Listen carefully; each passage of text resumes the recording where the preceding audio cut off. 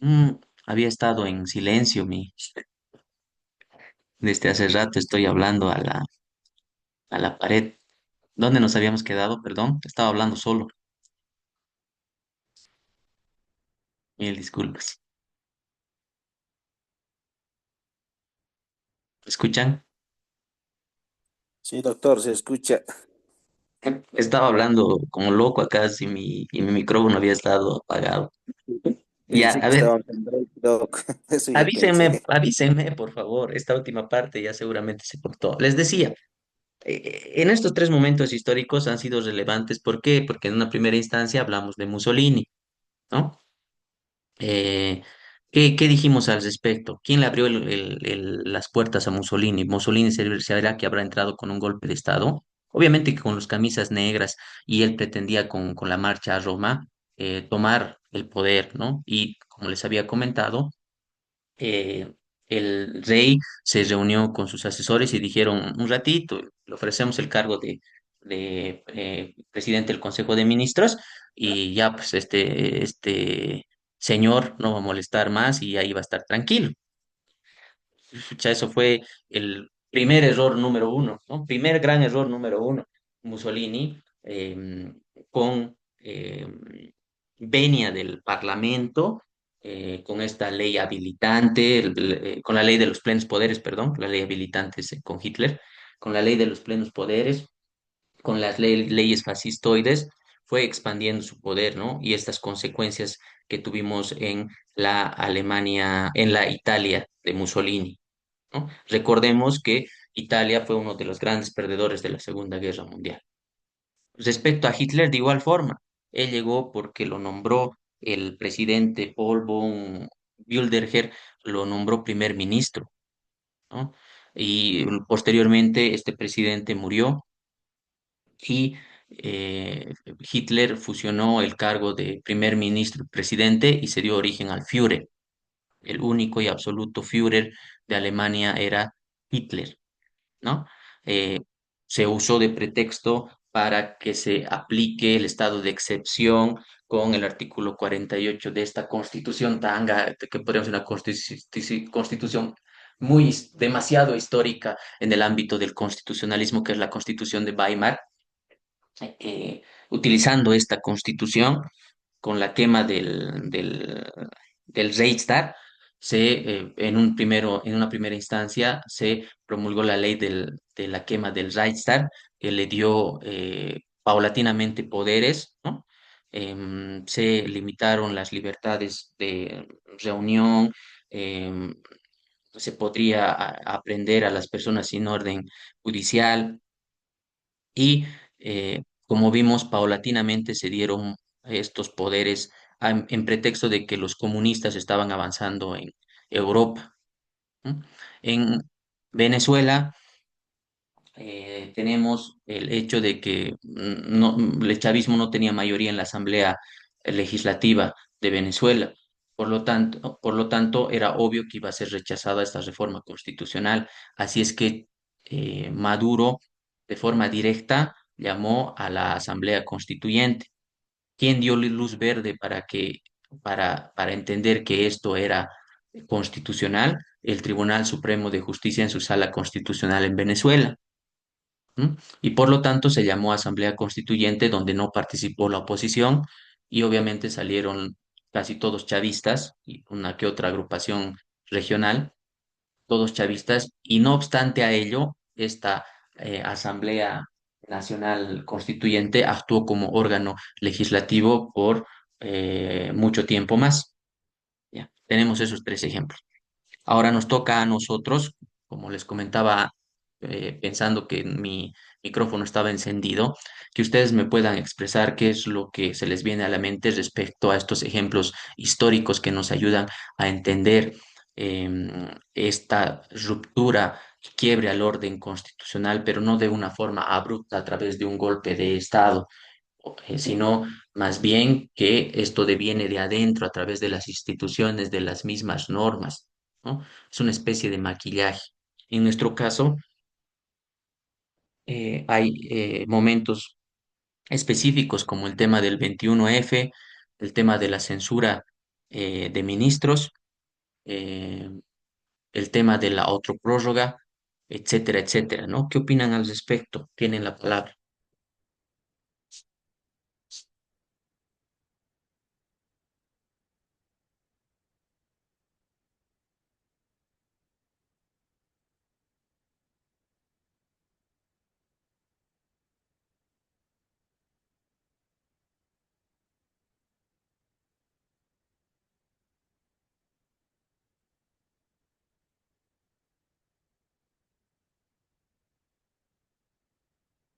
Fran, Jason, Jaime, Gladys, José, Jesús, anímense.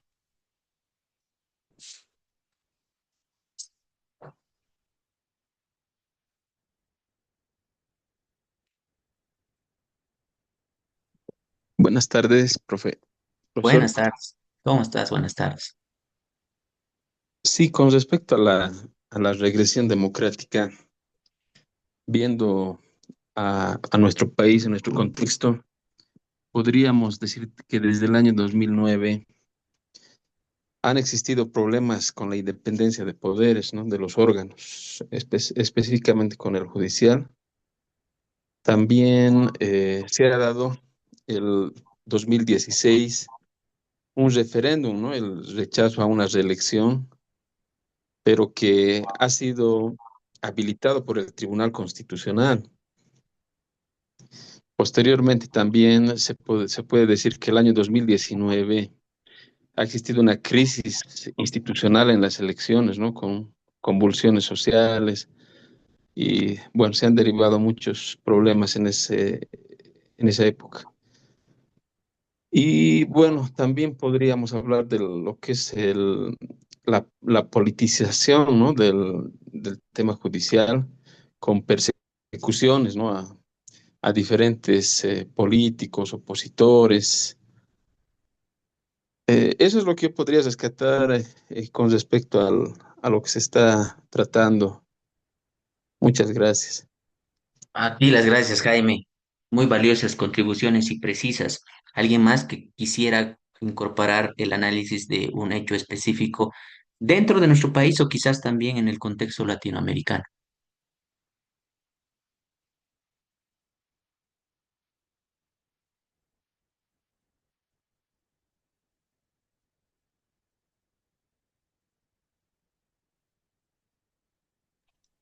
La palabra, doctor.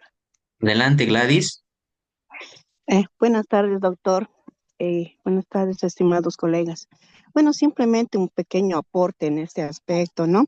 A lo que usted estaba mencionando sobre las constitucionalistas tradicionales, prácticamente en el aspecto también sobre el constitucionalismo, que en el cual estamos nosotros enmarcados, ¿no? En la actual constitucional, le digo, en, socialista que ahora lo tenemos, ¿no? Yo lo veo este constitucionalismo, doctor, o la constitución que se ha enmarcado con el socialismo prácticamente, que es ciertos derechos de ciertas personas se van prácticamente retrotrayendo y prácticamente van vulnerando ciertos derechos, ¿no? De estas personas.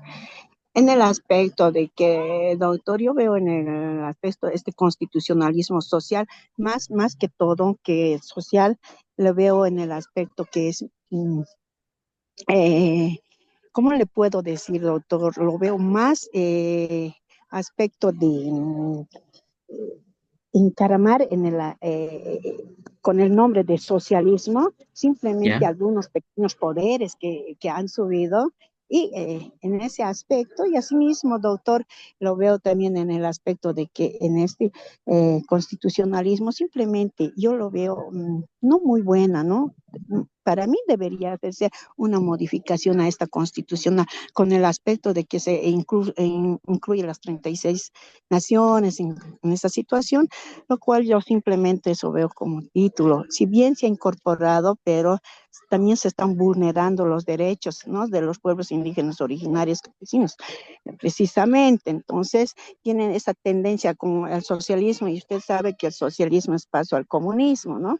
Entonces, Bueno, para mí, yo no estoy muy de acuerdo en cuanto a esta constitución que debería hacerse una modificación total, ¿no? Hay ciertos artículos evidentemente que contrae y como tiene esa tendencia del socialismo y en cuanto a país también como Venezuela es a tendencia en el aspecto del socialismo, ¿no? Entonces, mi aporte sería que prácticamente tendríamos que modificar, ¿no? En este aspecto esta constitución. Bueno, eso es mi aporte, doctor. Muchas gracias. Te agradezco mucho, Gladys, por estar al pendiente y por compartirnos tu opinión. ¿Ya? A ver, hasta ahora, ¿qué ponemos sobre la mesa para que vayamos avanzando, queridos y queridas amigos y amigas? Primero, que entendemos que vivimos en un contexto cambiante y que emergen nuevos derechos. ¿Ya? Estos nuevos derechos, ¿cómo tienen que ser incorporados? A través de una reforma constitucional, a través de la interpretación de solamente de los jueces constitucionales, qué otras opciones tenemos. Y en ese marco de un diálogo, lo que pareciera un diálogo pacífico, lógico y razonable, se inmiscuyen varias variables, ¿no? Que conllevan a que exista una disrupción respecto a la legalidad, al Estado de Derecho. ¿Ya? Eso por una parte. Por otra parte, respecto a la ruptura em, constitucional, al quiebre constitucional, esta erosión que se hace, ¿no? Es como decir, ¿pero acaso este si el país X está al margen del Estado de Derecho? Si tiene su constitución, ¿no? Si tiene sus normas. Es que no es solo ello, eso. Por ejemplo, en el estado que pasó, en lo que pasó con Mussolini, lo que pasó con con la Alemania nazi, ¿podríamos decir que en esos momentos históricos estábamos ante un Estado de Derecho o no? Ese es el gran dilema, ¿entienden? Teórico. Pues nosotros tenemos, está bien que evidentemente demos nuestras apreciaciones porque eso es importantísimo. Pero en este ámbito, por ejemplo, ya debemos hacer estos nexos de nuestra opinión con estos ámbitos concretos de lo que ocurrió. ¿Para qué? Para reforzar nuestro argumento, ¿ya? Y lo importante al ver estos ejemplos en específico es identificar y concluir, ¿existía o no existía un Estado de Derecho? ¿Sí o no? ¿Y por qué? Y con estas bases teóricas, históricas, construir un criterio que tenga el nivel académico en el cual nosotros estamos, ¿ya? Pero eso es una construcción, ¿no? No se preocupen, no es de la noche a la mañana, es una construcción. Pero esa es la finalidad, que poco a poco vayamos tomando estos instrumentos y tengamos la capacidad de expresar nuestra opinión al respecto, nuestro criterio, ya no opinión, algo más técnico, nuestro criterio, nuestra perspectiva respecto a un punto específico que tenga los argumentos coherentes, fuertes, como para expresar una idea, ¿ya? En la historia de nuestro continente, hemos tenido desde populismos de izquierda hasta populismos de derecha. Álvaro Uribe en Colombia es populismo de derecha. Alberto Fujimori es populismo de derecha, ¿no? Hemos tenido populismos de izquierda, hemos tenido izquierdas, hemos tenido derechas, hemos tenido diferentes consecuencias. Debemos tener la capacidad de identificar estos gobiernos, qué es lo que hicieron en estos determinados tiempos históricos y hacer un análisis desde nuestra especialidad, que es el derecho. Eso es muy importante. Por ejemplo, nuestra compañera nos comentaba respecto al socialismo, que es un paso al comunismo, excelente, ¿no? Debemos tener esos criterios, entender, por ejemplo, que cuando hablamos de capitalismo, hablamos de que unos cuantos son los dueños de los medios de producción, ellos son la burguesía, ¿no? Luego está la clase obrera desde los conceptos tradicionales del marxismo. Luego existe amplio bagaje bibliográfico que tenemos para hablar de Althusser, de la hegemonía, de Simón de Beauvoir, no sé, em, de Rosa de Luxemburgo, yo qué sé, ¿no? Etcétera, etcétera, que podemos hacer un análisis pormenorizado al respecto. Y cuando hablamos de socialismo, hablamos, por ejemplo, que el Estado es el dueño de los medios de producción. Y cuando hablamos de comunismo, hablamos de que ya no existe el Estado, de que las personas han alcanzado un, un alta moral social que les permite manejarse sin Estado, sí, sin derecho. No existe el Estado, no existe el derecho. En la historia del mundo nunca ha existido un sistema mundo comunista, nunca ha existido.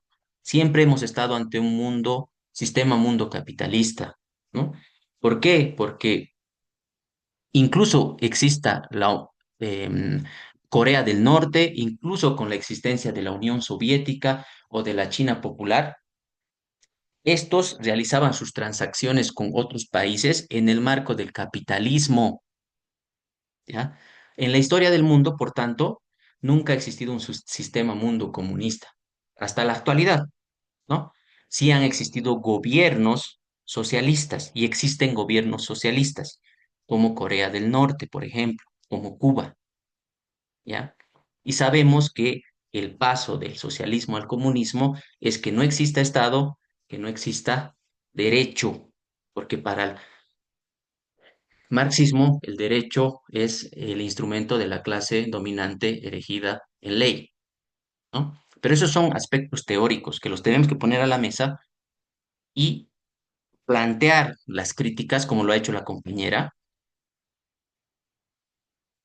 ir un paso más en el debate. Bueno, avancemos. Avancemos, avancemos.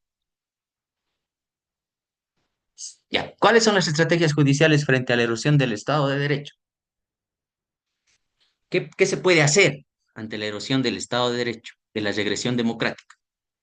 El activismo constitucional, ¿no? Cuando el tribunal asume un rol protagónico en la defensa de derechos, incluso enfrentándose al poder político, ¿no? Enfrentándose al legislativo, enfrentándose al ejecutivo. Interpretación evolutiva de la Constitución, adaptando los principios constitucionales a los nuevos desafíos sin perder la esencia democrática. Control de reformas constitucionales, evaluando si las reformas impulsadas por mayorías coyunturales vulneran el núcleo esencial del orden democrático. Y la protección reforzada de derechos vulnerables, priorizando el acceso a la justicia de grupos históricamente excluidos. Está bien, ¿no? Pero yo me remito a la opinión, en este caso en particular, de Roberto Viciano, que señala 4 puntos específicos, que creo que son un poco más claros. Primero, el fortalecimiento de los controles constitucionales. Las instituciones deben velar el control de constitución, se debe velar que el control de constitucionalidad sea independiente de los poderes del Estado y que esta institucionalidad de este órgano encargado de realizar el control de constitucionalidad sea fuerte, ¿no? Por eso es el fortalecimiento de los controles constitucionales. Primero. Dos, garantizar la independencia judicial, el hecho de que no se actúe, que este órgano no actúe con presiones políticas. Tercero, yo creo que es el más importante, la participación ciudadana. Pero la participación ciudadana no es que uno levante la mano y hable y punto final. No, es también que la población esté informada de lo que está ocurriendo. Y esta es una etapa crítica porque siempre uno escucha en las calles y dice, ay, hace años la gente reclamaba, a la gente decía, y ahora se queda en sus casas sentada. ¿Por qué no reclama? A nadie le importa. Todos sabemos que nunca nada va a cambiar. Entonces, ¿cómo viabilizamos la participación ciudadana? ¿Cómo viabilizamos la información a la ciudadanía que es un resguardo y garantía a que podamos combatir la erosión del Estado de Derecho y podamos combatir el tema de la recesión en aspectos de la democracia, ¿no? Es súper importante el hecho de que se participe, pero ahora actualmente es complicado, ¿no? Por ejemplo, incluso viendo el informativo vemos lo que ha pasado en Indonesia, por ejemplo, lo que está pasando en Indonesia, lo que está pasando en Nepal, ¿no? La quema de la Asamblea, la crema de órganos, de instituciones del Ejecutivo, la muerte incluso de esposas, de autoridades en esos países, ¿no? Se tiene que llegar a esos extremos. ¿Qué se tiene que hacer? En ese lado todos salieron a la calle y quemaron las cosas. ¿Eso está bien? ¿Eso está mal? Debemos formar un criterio. En este lado nadie sale, ¿no? A menos que sea un interés. Por ejemplo, el decir, lucho de nuevo, no sé cómo era en meses anteriores, ¿no? Entonces los funcionarios públicos tenían que salir a marchar. ¿Se veía gente en la calle? Sí. ¿Era porque era algo legítimo y demás? No sé, lo dejo a consideración de ustedes. Entonces, es un tema importante, sensible, que debe estar a la hora de la protección del Estado de Derecho, de la protección de la democracia, de evitar la erosión del Estado de Derecho, la ruptura y el quiebre constitucional. Tenemos el respeto a los derechos humanos, asegurarse de que cualquier interpretación constitucional siempre respete los derechos fundamentales, evitando que se usen excusas para restringirlos.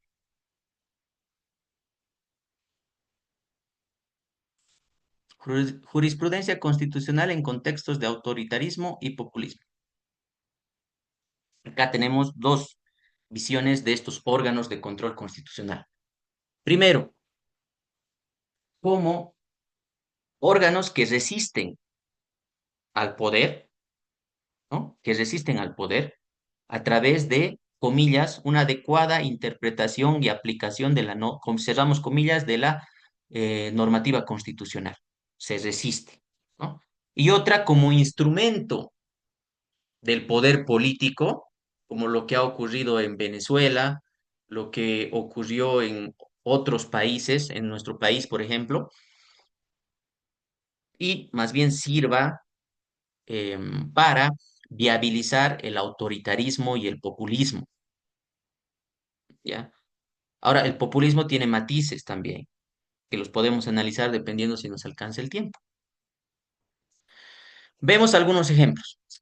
En Hungría y Polonia, los tribunales constitucionales han sido objeto de captura institucional, lo que ha debilitado su capacidad de control. Aquí hablamos de captura, captura por otros poderes. En Venezuela, el Tribunal Supremo ha avalado reformas que concentran poder en el Ejecutivo. Recuerden que en Venezuela es Tribunal Supremo y es la Sala Constitucional, sala especializada, que ha erosionado el pluralismo político. En Colombia, la Constitucional ha ejercido un control estricto sobre reformas que afectan el equilibrio de poderes. Recuerden el caso de Álvaro Uribe, como en el caso de reelección presidencial. En Sudáfrica, el Tribunal Constitucional ha sido un referente en la defensa de derechos sociales frente a gobiernos mayoritarios. Entonces, tenemos dos puntos de vista de la acción, no dos puntos de vista, dos visiones, no, dos mm, em, formas de actuar de los máximos órganos de control constitucional. Por un lado, los que han resistido al autoritarismo y al populismo y otros que más bien han sido parte, ¿no?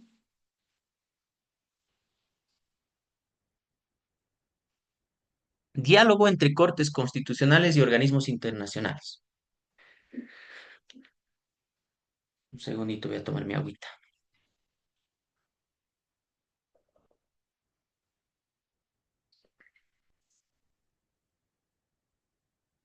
En... ya me salió la notificación. Tenemos 10 minutos en esta sesión, así que hay que estar atentos para nuestra siguiente sesión, por favor. En contextos de regresión, el diálogo judicial adquiere una dimensión estratégica, o sea, es importante. Las Cortes Constitucionales no están solas, pueden y deben interactuar. ¿Con quiénes pueden y deben interactuar y por qué es importante que interactúen? Pueden y deben interactuar con las Cortes supranacionales, pueden y deben interactuar con los organismos internacionales, pueden y deben interactuar con las redes de jueces constitucionales. ¿Mm? Tenemos las Cortes supranacionales, como es el caso de la Corte Interamericana de Derechos Humanos o el Tribunal Europeo de Derechos Humanos. Organismos internacionales, como es el caso de la Organización de Naciones Unidas, de la Organización de Estados Americanos, etcétera.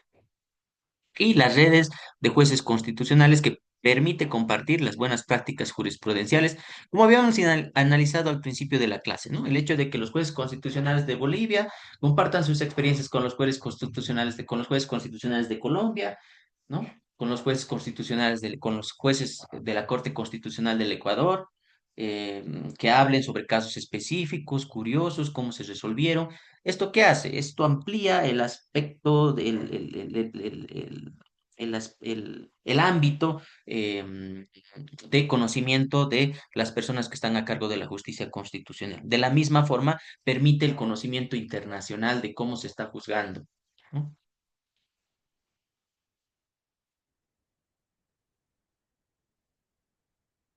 Conflicto entre derechos fundamentales. La justicia constitucional no solo protege derechos fundamentales, sino que también debe resolverlos.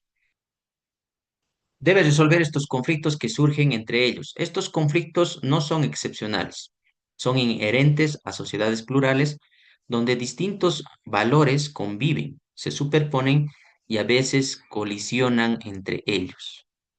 ¿Ya? Entonces, estos derechos fundamentales em, se ponen sobre la mesa, surge un conflicto entre ellos y se debe dar una solución al respecto. ¿Ya? A esto se conoce como conflictos de los derechos fundamentales.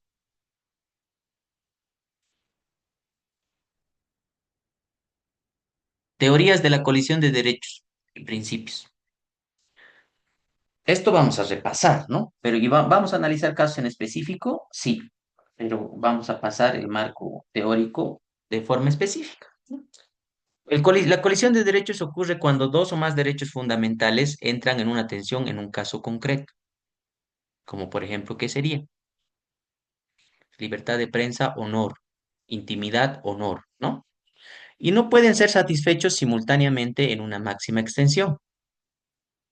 A diferencia de la antinomia normativa, recordemos lo que analizamos en filosofía jurídica, donde dos normas se contradicen, la colisión de derechos exige, recuerden, intimidad, honor; libertad de prensa, honor; etcétera, etcétera, ¿no?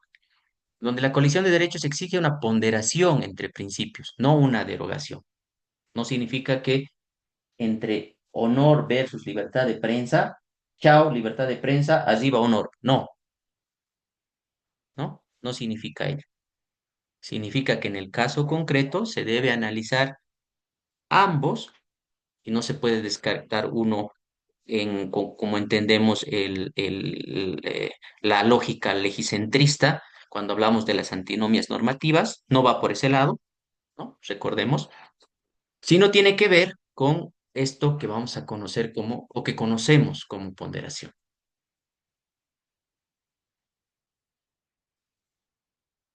Teorías de la colisión de derechos y principios. En la fotito tenemos al profesor Robert Alexi, que es uno de los teóricos más influyentes en esta materia, que plantea que los derechos fundamentales, esto es importante, los derechos fundamentales son principios jurídicos, es decir, mandatos de optimización. Esto significa que deben realizarse en la mayor medida posible dentro de las posibilidades fácticas jurídicas. Por lo tanto, cuando dos principios colisionan, honor, intimidad, recuerden, ejemplo, puede ser otros principios, se aplica una ponderación, no una jerarquía. Honor, intimidad. No es que intimidad está por encima del honor, no. Se debe desarrollar una ponderación acorde al caso concreto y de acuerdo a ciertos requisitos que veremos a continuación.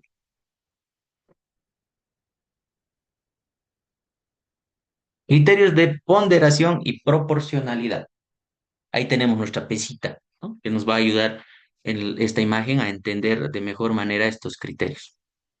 La herramienta central para resolver conflictos entre derechos es el principio de proporcionalidad, que se descompone en tres subprincipios. Tenemos la idoneidad, la necesidad y la proporcionalidad en sentido estricto. El principio de proporcionalidad tiene tres subprincipios: idoneidad, necesidad y proporcionalidad en sentido estricto. ¿Qué es la idoneidad? La medida adoptada, esto lo vamos a plasmar en preguntas para que se entienda mejor ya. Cuando hablamos de nulidad debemos preguntarnos si la medida adoptada contribuye a alcanzar el fin legítimo. Entonces ya estamos haciendo un análisis de un caso en concreto. Con la necesidad, la cuestión es la siguiente. ¿Existe una alternativa menos lesiva para el derecho afectado? Porque se entiende que no se vota un principio y y nos quedamos con uno. No, es como en la imagen, ¿ven? Uno pesa más que el otro, en un caso en concreto, y vamos a ver cómo plasmamos este ejemplo visual, incluso en casos específicos. La proporcionalidad en sentido estricto tenemos la siguiente cuestión. ¿El beneficio obtenido justifica la restricción del derecho en cuestión? ¿No? El beneficio obtenido justifica que le demos a un principio el valor de 0,2 y al otro 0,1. El beneficio obtenido justifica que el principio, en este caso concreto, el principio eh, al honor haya sido considerado, en este caso específico, en contraposición al principio a la intimidad. Por tanto, la ponderación exige un análisis contextual, casuístico y argumentativo. No hay fórmulas automáticas. El juez constitucional debe justificar por qué, en un caso concreto, un derecho prevalece sobre el otro. ¿Por qué el honor prevalece sobre la intimidad? ¿Por qué la intimidad prevalece sobre el honor? ¿Por qué la libertad de conciencia prevalece sobre la libertad de expresión? ¿Por qué la libertad de prensa prevalece sobre el derecho a la intimidad o viceversa? ¿Por qué en el caso concreto esa obligación tiene el juez constitucional? Sin anular, ojo, por completo el otro principio puesto en la balanza, como habíamos visto en este caso, en esta imagen, ¿no? El 0,1, el 0,2.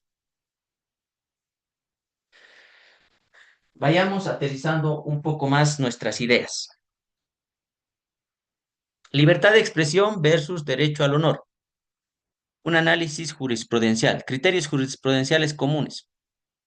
Primero, si la persona afectada es una figura pública, se tolera mayor crítica. O sea, se tolera una mayor crítica a una persona pública. Al alcalde de Santa Cruz, ¿qué sería el ejemplo? Que una persona puede salir a los medios de prensa, un legislador, un concejal, una vendedora del mercado mutualista, no sé, un de la cuchilla, no sé, no sé, de otro barrio X, puede salir y criticar que es una figura pública el alcalde, ¿no? Entonces, se tolera una mayor crítica, ¿no? Eso es los criterios comunes que ha ido formando la jurisprudencia. Segundo, el interés público del discurso puede justificar expresiones más duras, ¿no? Lo que comunica esta figura pública, al tener repercusiones en el ámbito público, tiene como efecto que las personas puedan realizar críticas a ese discurso. Eso es lo que nos está diciendo.